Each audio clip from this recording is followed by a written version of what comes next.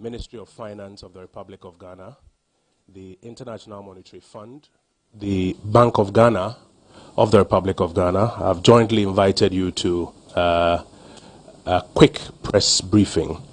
You would have noticed this morning around 9 a.m. that the IMF issued a statement announcing that the fund had reached a staff level agreement of $3 billion, 3 years ECF with Ghana.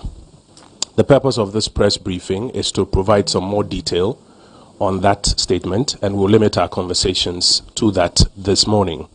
I want to quickly introduce the persons who will be speaking to you this morning, and I'll yield to my colleague at the far end, Kwabena Ekwuamwabuating, who is with the fund team, to conduct the next parts of the briefing this morning. You do know Minister Oforiatta, Minister of Finance of the Republic of Ghana. I'm sure you are very familiar right now with Mr. Stefan Rudet, who is the mission chief for Ghana at the International Monetary Fund. Mrs. Elsie Awaji is Deputy Governor of the Central Bank, representing the Governor. They will be speaking to you this morning. Later, some more introductions will take place.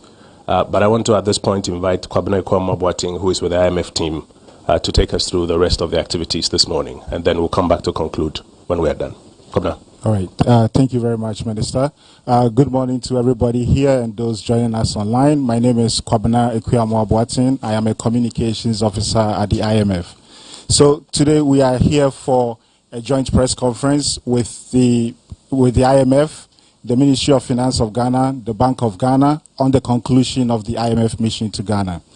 We want to take your questions, but before we do that, I will turn it over to Stefan Rudet, Mission Chief for Ghana, for his opening remarks. Stefan. Thank you very much, Minister Kwabena. A very good morning to all. Thank you for joining us this morning. Let me start by recognizing the significant economic challenges that the country and the Ghanaian people are facing these days. It is against this backdrop that the authorities requested an IMF-supported program in early July. We have since then been engaging very closely, and I am extremely pleased to announce that the IMF has reached a staff-level agreement with Ghana on a 3-year program that will be supported by an arrangement under the extended credit facility and in an amount of about $3 billion. Let me add that the agreement is subject to approval by the IMF management as well as the IMF Executive Board in the period ahead, contingent on receiving financing assurances from Ghana's partners and creditors.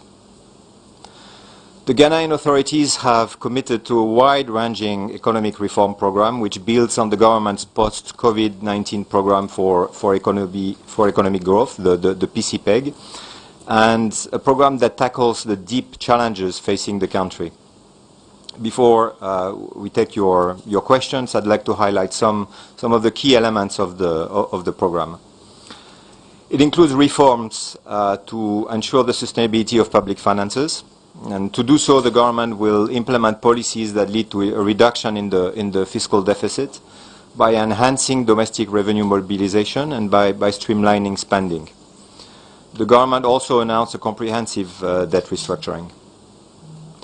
The program will also include reforms to strengthen fiscal transparency and public financial management, improve the management of public enterprises, bolster governance, and tackle structural changes in the energy and cocoa sectors. Reducing inflation, preserving financial stability, enhancing the resilience to external shocks, improving market convenience are all also very important program priorities. Importantly, the program will seek to protect the most vulnerable and create space for growth-enhancing measures and social spending. Finally, the government is taking steps to promote private sector investment and job creation.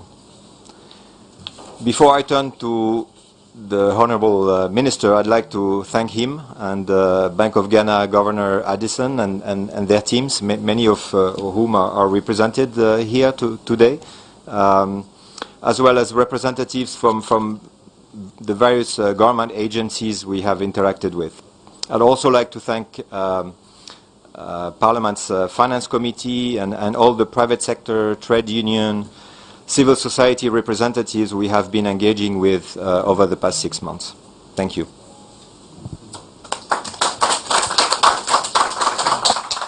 Thank you very much, Stefan. Now we turn it over to Minister Ofori-Atta. Good morning. Good morning. Well, thank you very much. And Stefan, thank you indeed. Minister Elsie, thank you. So let's really first thank God for providing the needed guidance to the government and the fund to get us where we are today. I'd like to thank the President and the Vice President for their leadership and direction and encouragement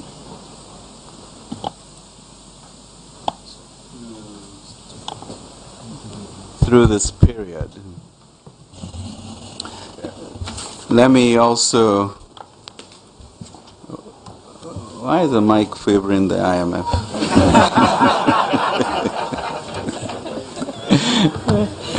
Thank you, Stefan.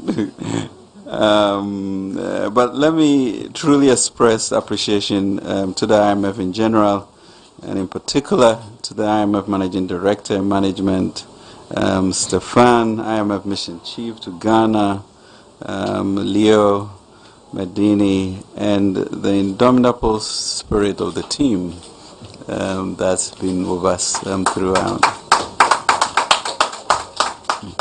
Because their commitment to Ghana during these challenging times has really been heartwarming.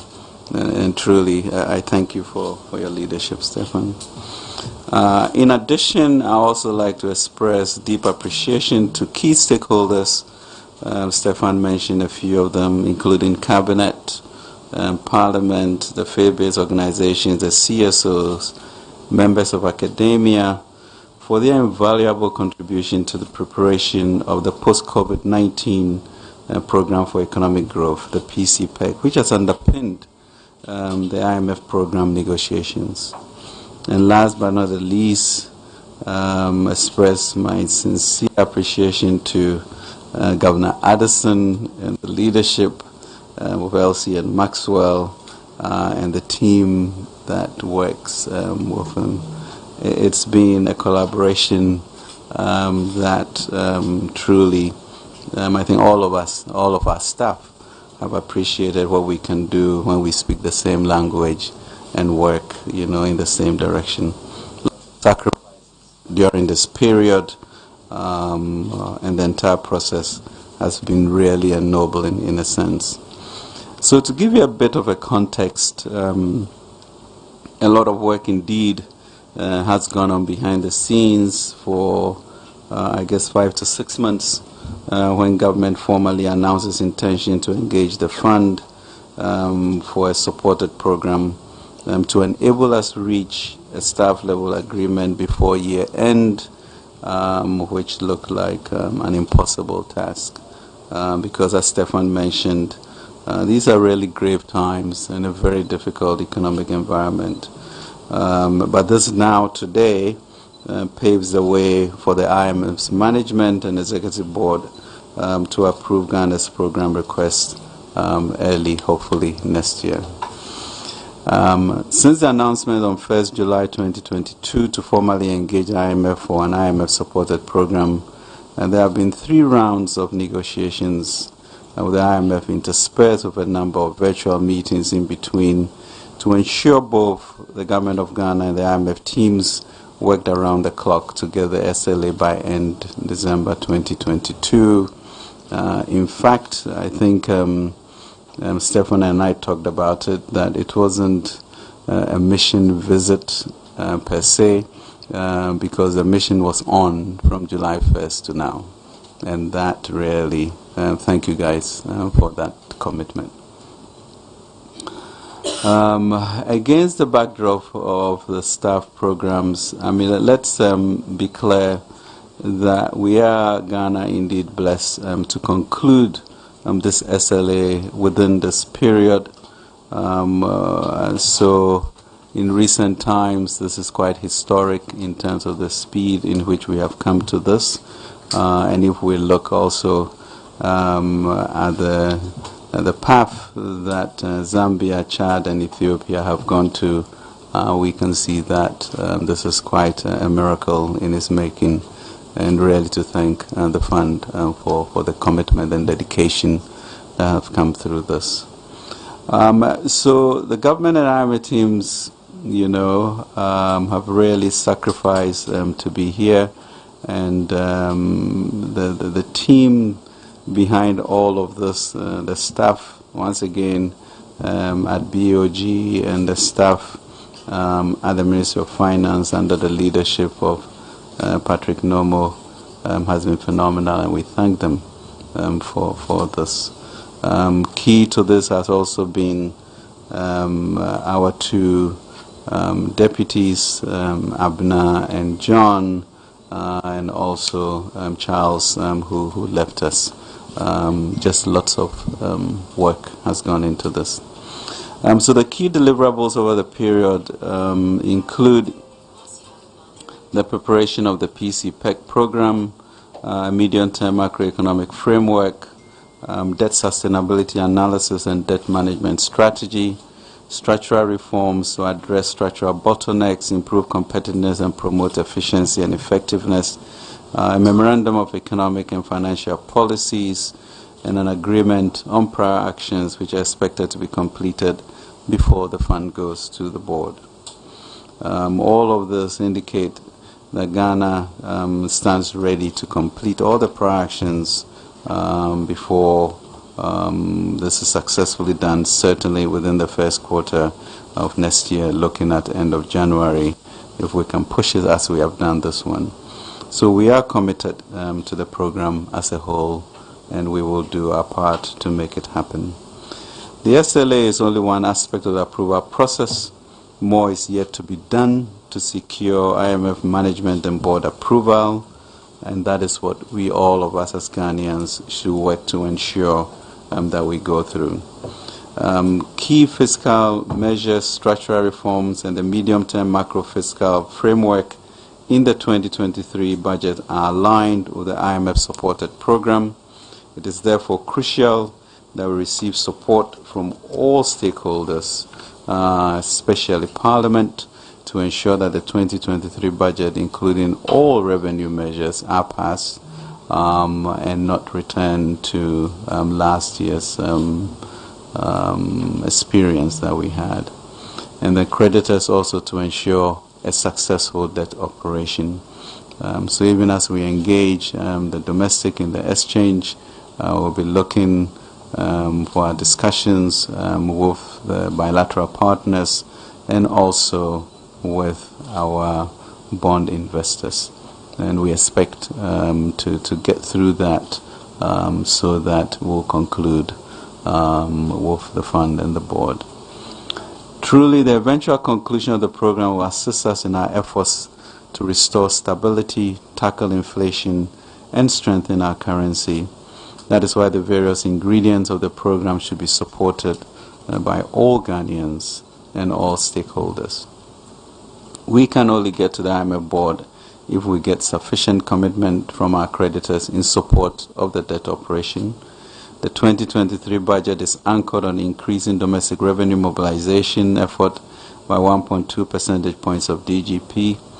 On the expenditure side, the 2023 budget proposes to reduce expenditures on commitment basis by about 2 percentage points of GDP from 2022 to 2023. Primary expenditures are expected to be reduced through a reduction in allocation on the use of goods and services and domestically financed capital expenditure on a commitment basis. These fiscal adjustments alone are not enough to address the country's economic challenges. Hence, the ongoing debt restructuring aimed at restoring debt sustainability in the medium term. The 2023 budget contains important social protection measures to support the most vulnerable, including measures that seek to gradually increase the number of beneficiary households as well as the value cash transfers under the LEAP. Other social protection programs which will be prioritized under the programs include the NHIS, the capitation grant, and the school feeding program.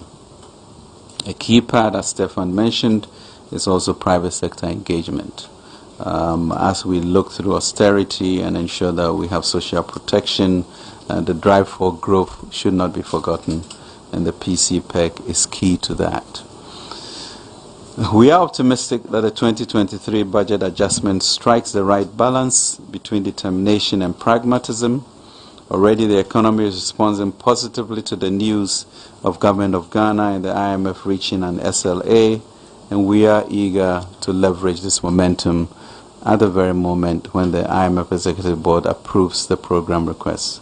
We're already seeing significant improvement in the exchange rate, with the Ghana cedi recovering against major currencies. We are confident as a resilient people that we shall rally to support this great enterprise, to restore macroeconomic stability and promote robust and inclusive growth. The world is looking at us, and I know that we can do it. So indeed, to God be the glory for these great things He have done within 5 months.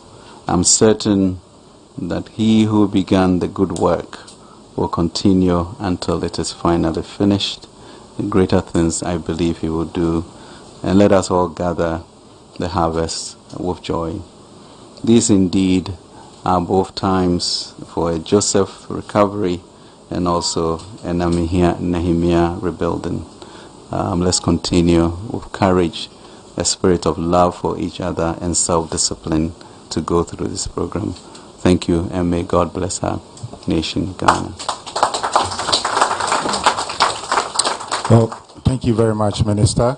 So now we'll move to taking your questions. We have colleagues joining us online as well. So I'll take some questions from the room and some online as well. So where's the microphone?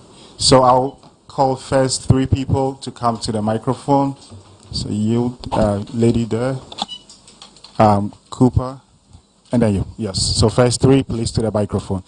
Please state your name, affiliation, and please keep it to 1 question so that we can take more questions. Please try and keep it to 1 question. Name and affiliation, please. Thanks. My name is Nanoye. I work with Asasi Radio. It took 5 months to get to this level. When should we anticipate that the board will... Okay, anyways.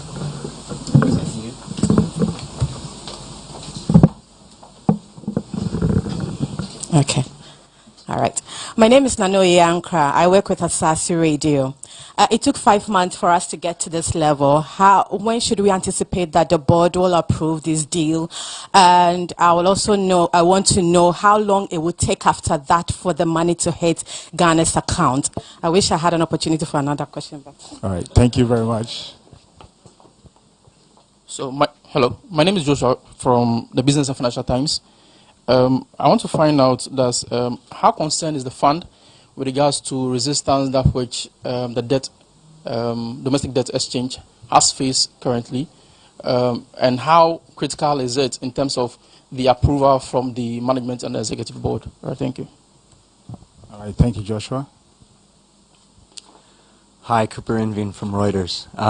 Could we get a firmer date on when we might expect a external debt restructuring? Thanks. All right, thank you. So we have a question on how long it will take for the board to approve, when to expect an approval and the money to hit the account, when to expect external restructuring, and then whether Ghana is concerned about, whether the IMF is concerned about how the debt restructuring is going. So maybe, Stefan, you can take the 2 questions about when to expect an approval and the debt restructuring. Thank you. So let me tackle first the first question on in terms of the timeline for consideration by our executive board of Ghana's program request. As I mentioned at the beginning in my introductory remarks, what is necessary for us to be able to present that program request to the board is assurances from Ghana's partners and Ghana's creditors that One, the program is fully financed. In other words, the financial support that will be provided to the authorities during the program period is sufficient to finance the program. And two, that the program taken together, the fiscal consolidation path, the comprehensive debt restructuring that the authorities have launched will be sufficient to reestablish debt sustainability. And so as soon as we have assurances from creditors that this will be the case, when sufficient progress has been made on that front, we will be able to present the program to our board. And as to the follow-up question that you had on when the money would hit Ghana's accounts, that would happen very, very shortly after the program has been approved by the board. There were a couple of questions on debt issues, so maybe I can just say a couple of words before I turn to the Honourable Minister regarding the issues related to the debt restructuring. I would like just to clarify a few issues. What is very important for the IMF is that the government strategy as a whole be sufficient to put debt on a sustainable path and to bring debt sustainability over the medium term. This is really the overarching goal of one of the overarching goals of the program. Now, when it comes to the specifics of the government's debt restructuring strategy, when it comes to, for example, the perimeter of the debt restructuring, which debt would be included or not included, when it comes to the parameters of the debt restructuring, in other words, what type of relief would be sought from one type of creditors or another, and when it comes to engagement between the government and the creditors, all of that are very much sovereign decisions, and they are very much for the government to decide on in collaboration with their financial and legal advisors. Thanks, Stefan. Minister, do you want to take the question on external debt? Yeah, thank you. Stefan leaves the difficult questions, but at least I've learned two things: the parameters, and then what will be the third one? So yes, I mean, I think the parameters are clear to us with regards to where the London zone should be, and those are the bookends that we are talking about: 55% debt to GDP, and then 18%. 18% external debt service over revenue. So those become the bookends that we work with, and within there will then be the parameters as we have outlined in our domestic exchange program, and therefore also continuing with that with the externals. We hope that, we've been having discussions, but maybe formalized discussions going through beginning this week also.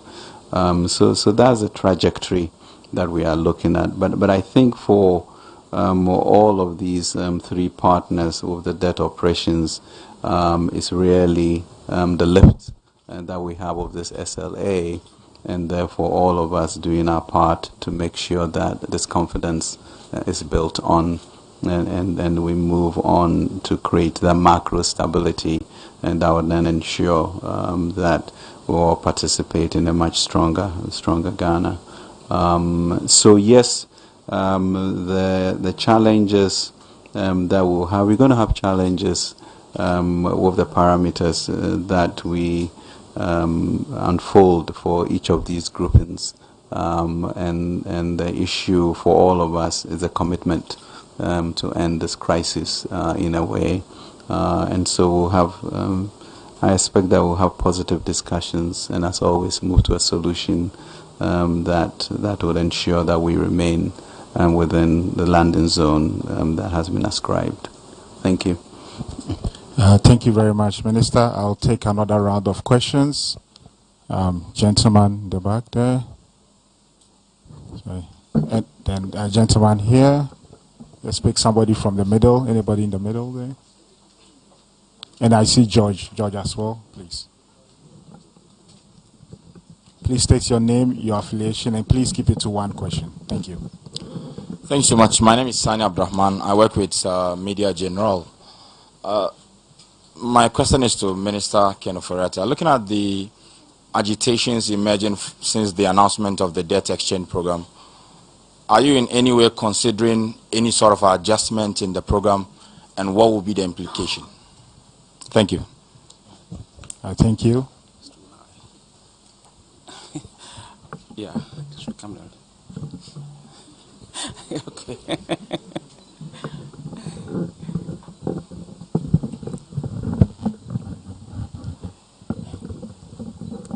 Thank you. The question goes to the Honourable Minister. Can you state your name? My name is Nana Poku from Daily Searchlight. Sorry. Okay. Please keep it to one question. Okay, one question, yeah.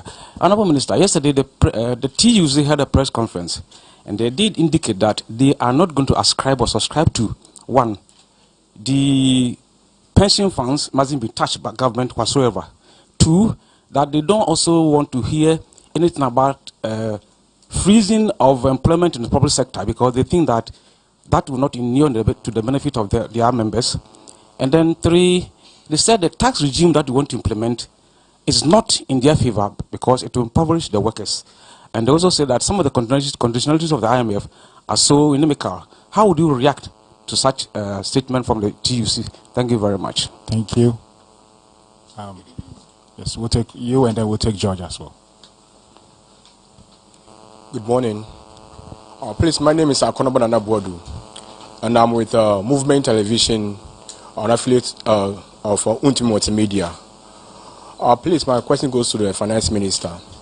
There's this perception coming from Ghanaians that some government policies are going to scrap off with IMF implementation, especially to that of the free education policy. I want to know from the Finance Minister, how possible is this going to? All right, thank you. One last question. My name is George Rafi from Multimedia Group Joy FM. And just to get back to your statement, there's a portion that says that to support the objective of restoring public debt sustainability, authorities have announced a comprehensive debt restructuring. Sufficient assurances and progress on this front to be needed before the proposed fund-supported program is presented to the board. On the issue about the debt discussions, Minister, you've been a little bit silent on the Paris Club. Are you going to get a debt cancellation or what? And are you sure that from now till the end of the first quarter, you can close the page or the book when it comes to reaching a deal with both your external partners and the Paris Club? Thank you. Thank you very much. So, Minister, it looks like this round of questions are for you. I just want to add one more, which we received online from DebtWire, which asks that, will Ghana use the common framework to conduct debt restructuring? Thank you. I don't know. I now begin to understand why Kwabena wanted to manage this so that all the questions will be moved away from the fund to me. But thank you very much for these questions. The debt exchange program adjustments and implications for that. I think we know what I talked about, the landing zone or the bookends. So it's within that framework that any accommodations will have to be made. So yes, we are certainly listening. We've had a lot of engagement and will continue with the unions, and really also all of us asking ourselves whether an orderly process to where we want to go is what we all seek, and within that, what sacrifices and burden sharing that we have. I think part of the assurance is that by the time we conclude signing with the fund, there will be some issues of reforms and expenditure management, which all of us in Ghana are keen to. So that would bind us going forward to bring the type of confidence and assurances that we need for that. With regards to the trade union, the TUC, I think it's not a very surprising position because it is, all of these things are shocks that we need to analyze and then make determinations as to how best to move forward as a nation. But we've been able to do literally the impossible in this difficult environment to be signing an SLA at this point. So let's look at the opportunity that offers us, and within that context see how we can save the funds that we have in terms of pension funds, etc. Because a destabilized macro environment is the greatest enemy to the value of our pensions. And I think that's what we need to juxtapose and then come to some conclusions. So sort of segueing into George's question, we have been able to do this in 5 months. I think at the beginning the same questions were asked whether we'll be able to get to an SLA before year end. But I think with the spirit of this team and what we are doing, we will go into the discussions with the debt operation with the same fervor, understanding, and I believe we will get there to get the board approval. Common framework, as we all know, has been plagued with a lot of difficulties, and I think the Paris Club, everybody has learned from it. So yes, we've been engaging, and we need to figure out how to ensure that if there's a platform that has to be used, then we need assurances of speed and to expedite the clarity of what we have to do that. Else, let's design an alternative which will make sure that we don't derail this momentum that we have built. So that is how we looked at it. The issue of various programs, including free education, I think if you listen to Stefan, there was a clarity of the issue of preservation and enhancing actually social interventions, and pre-education falls within that. I think we are doing a review to look at efficiencies of all of these programs, and that has already kicked off, and as we then continue, we'll make sure that these are run efficiently. I mean, free education, the issue of human capital is something that, I think the government of President Akufo-Addo is completely committed to and clear about that, because that always remains our future and also ensures social mobility for every Ghanaian. The sense of citizenhood is important. So yes, we can make it more efficient. I think within the 5-6 years that we've been here, we saw sort of average results move from 45% to 50%, and this year we had an average of 60%, which was just phenomenal. So the resources are being deployed to some 1.4 million people, which secures our future, and there's nothing better than that. So I'm not sure anybody should worry about that going forward. Thank you very much indeed. I hope I covered all. Yes, indeed. So I will now take some questions online, and then I'll come back to the room. We've received questions from Gabriel Steinhauser, Wall Street Journal, and then Laura from Death Wire. Gabriel wants to know from Stefan, what's your assessment of the maximum debt service, maximum ratio of debt service of revenue Ghana can carry, and then also wants to know whether Ghana's plan, or it's been muted, that Ghana wants to pursue a 30% haircut on dollar-denominated debt. Is that in line with the fund's assessment of debt sustainability, and does it take into account structural reforms which are part of the program? And then Laura also wants to know whether the 55% debt to GDP and the 18% debt service will be after the program or is within the program period. Thank you.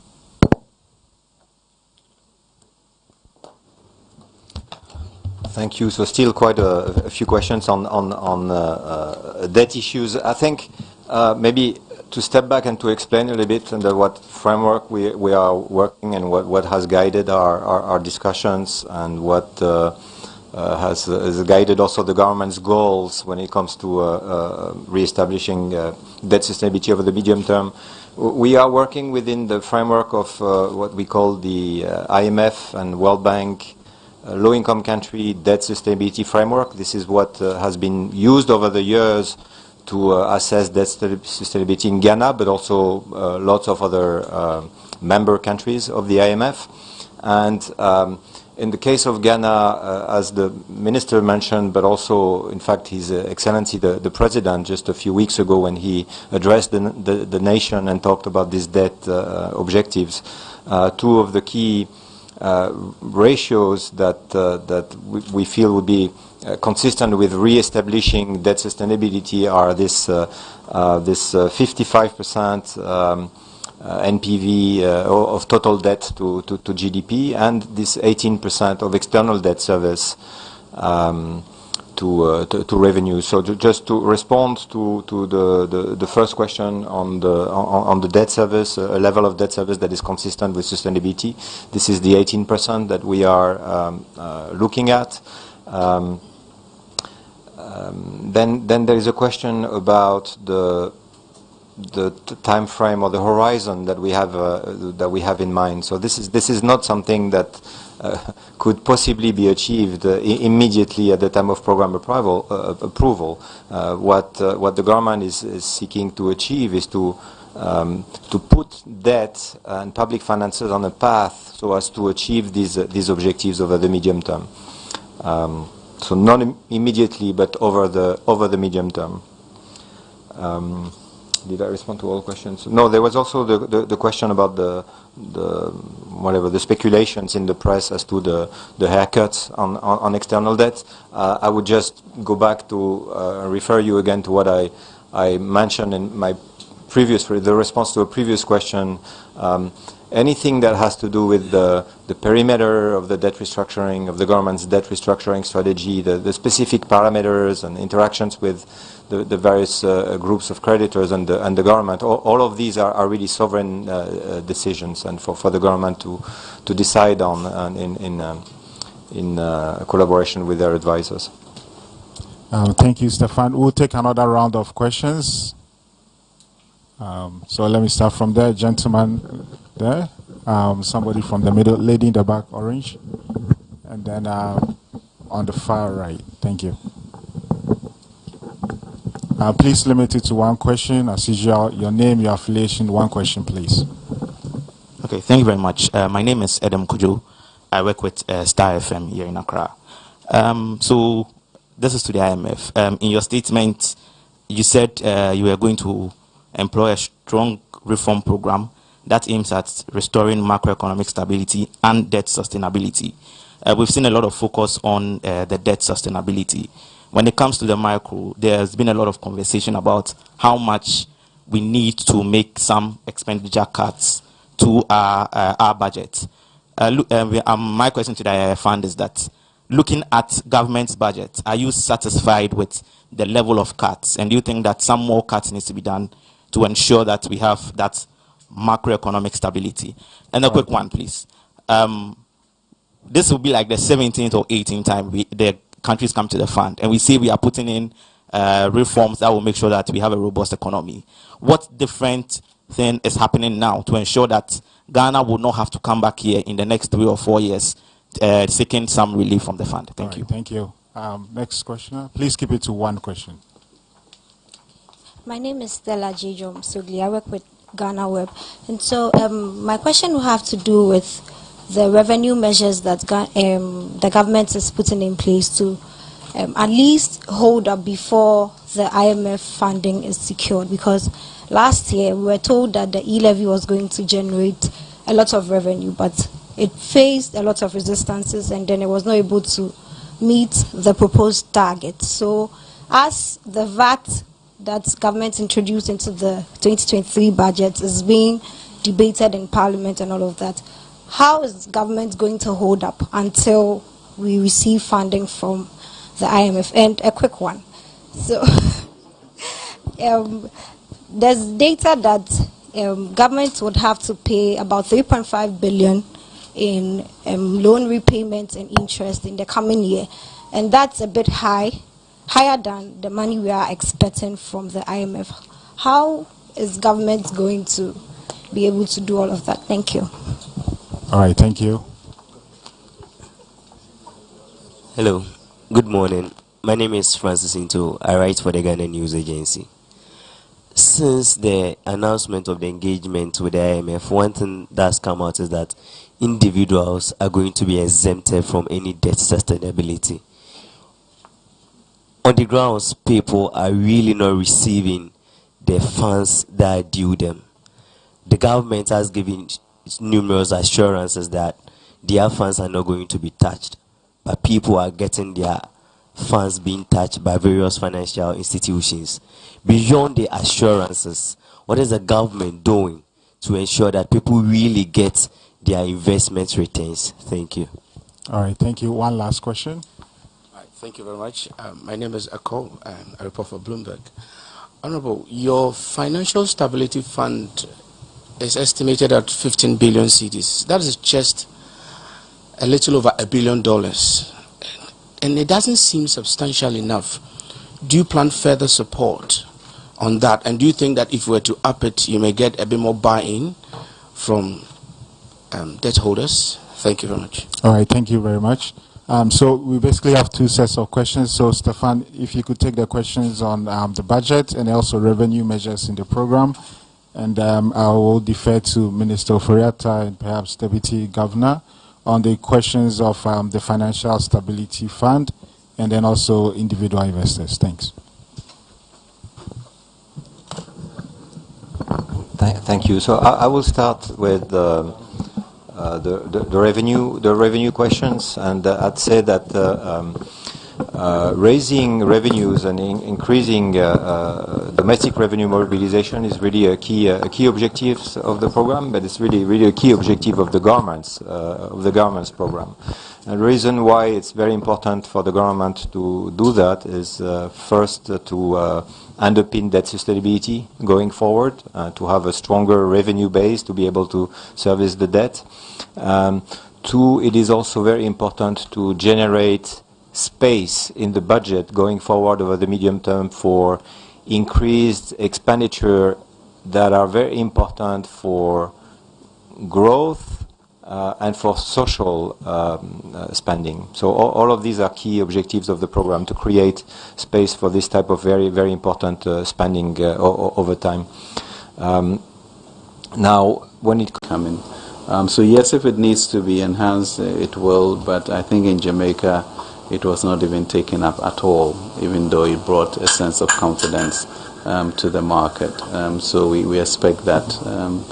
And the key issue about returns on our investment is really, in the end, macro stability. And that is what we are seeking to achieve, so that we can work together through this. I think the other question on the revenue measures, certainly we all experience the devastating impact of Parliament not approving our measures on time, and the resistance that occurred.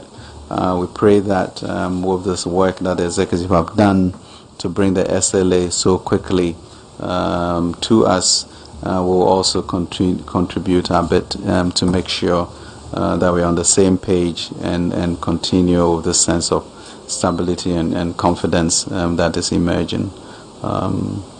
So that's that. Thank you. All right, thank you, Minister. So we'll take one last round of questions and then we'll close this. That's if we have any questions at all. Oh, we do have questions. Just people who haven't gotten the opportunity to ask questions yet. Yes, you.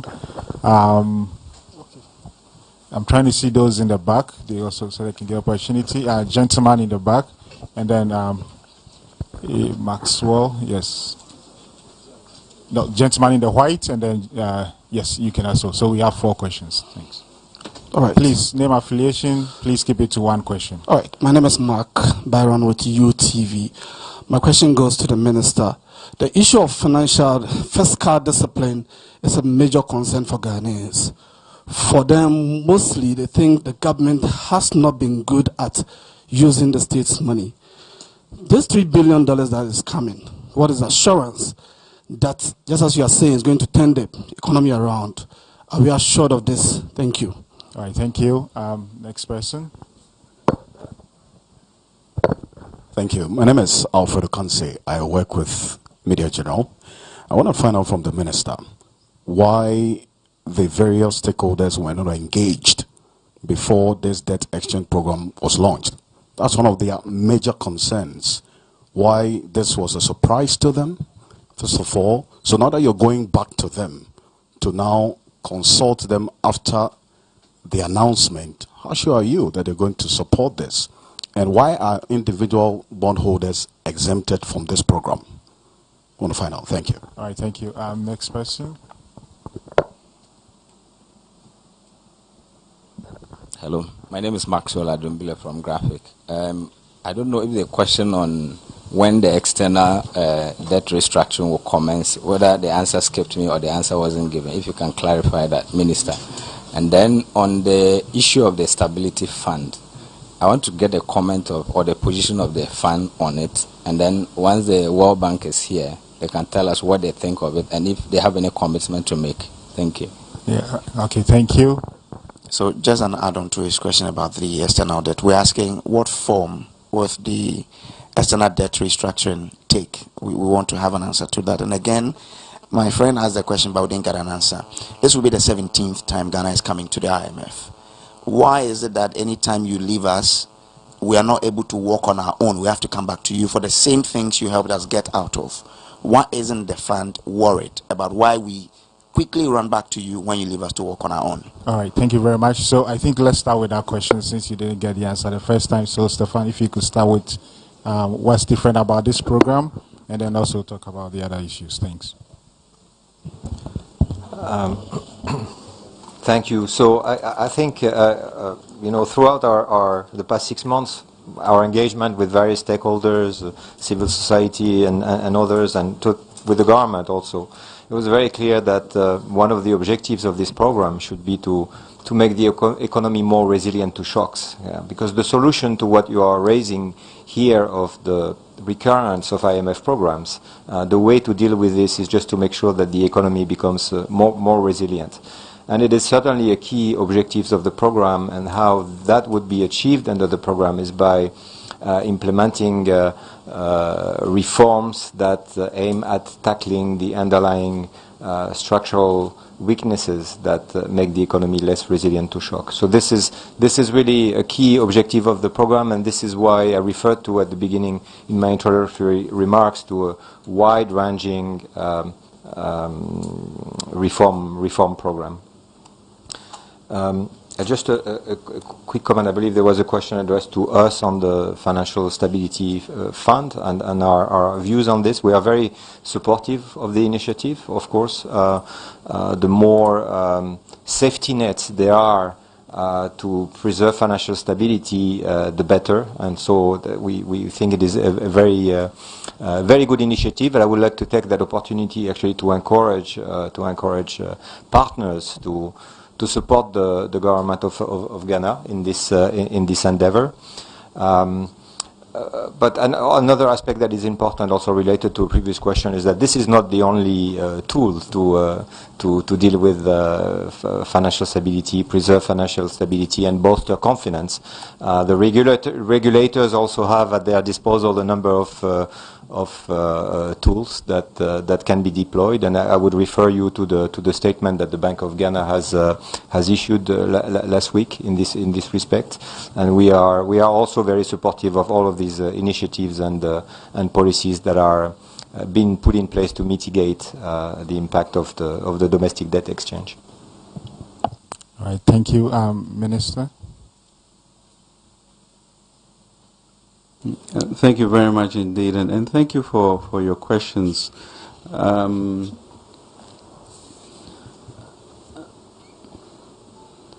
I think there are pretty fundamental questions as to where we are going as a nation, and to, in a sense, also remember the past, what we have been able to do successfully. So, yes, let us remember that we were in a fund program from 2015, and we successfully got out of it. Let us also remember that through that period until COVID, we were on a trajectory that was very impressive. Let us also remember that we, more than most countries during the COVID period, kept lives and livelihoods above all, and really came out of that historical pandemic event much stronger than most, in which we although had growth. So yes, we've been met with this situation that we then have to find our way out of, and that is where we've gone for support. But as Stefan mentioned, there are some structural things that need to be done in terms of diversification, in terms of reliance on imports, and therefore become an export-driven entrepreneurial society.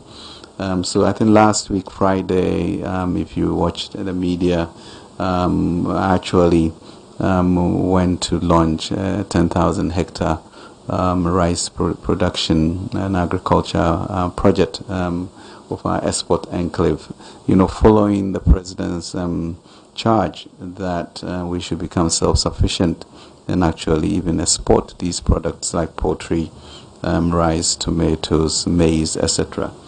So that diversification is important to strengthen our currency and stop importing foods of that nature. That then changes the way in which we move forward, and those are the assurances that we give. Certainly, the relationship with the fund, comes with it certain prior actions and reforms that we must do, which will support our movement towards better governance and expenditure controls that we have. So that's assurance that we should get out of this and not return to that old ways that we have had. The question on the external discussions, really, as I mentioned, we have started conversations, and we really will look to kick off strongly this week, both the bilaterals and the external bond investors. So the 17th time, we pray that this will be the last, and that is why the program is going to be that strong. So, I mean, for me, the experience that we had gone through since 2017 leaves me no doubt that we can go over this problem that we have and actually institute a strong, resilient economy that is diversified and export-oriented, and that is the goal. So the other part of this whole program is now the PCPEC program, which is looking to get substantial investments to get a private sector-oriented economy that is then diversified and supports our currency in a strong way. So that really is the assurance that we will commit to, that government intends to follow through. Thank you. All right. Thank you very much, Minister Stefan. So I think we can bring this press conference to a close. But before we do that, just want to check whether we have any last comments before we go. Okay. So really, thank you very much, Minister Oforiatta, Deputy Governor. Thank you very much for having us, and thank you very much to the Ministry of Finance and Bank of Ghana for helping organize this, and also to the journalists here online and then also in person. I will now turn it over to Minister Opon Nkrumah to close this. Thank you. Yeah, Kwabena, thank you. I saw a lot of people online asking who is the gentleman moderating. His name is Kwabena Ekwuamoboateng. He's Ghanaian, but he works with the fund, and today he's done us the honors. Not much to say, Minister, except to recap the 6 major points that you've been making, yourself and Stefan have been making throughout this morning's engagement. Number 1, the fact that almost 6 months after the initial announcement, we now have secured an SLA with the IMF. Number 2, the fact that this agreement, this SLA, is based on Ghana's PCPEG, Ghana's program. And for colleagues in the media, you recall on the 1st of July when we issued the statement, we said that Ghana had an enhanced domestic program it had drafted, and it was seeking to engage the fund for support of that program. And today, as you have heard, this program is based, or this agreement is based on this program of Ghana. And that's why Stefan keeps making the point that the program is a sovereign program with its own sovereign indicators. They are in to provide some support.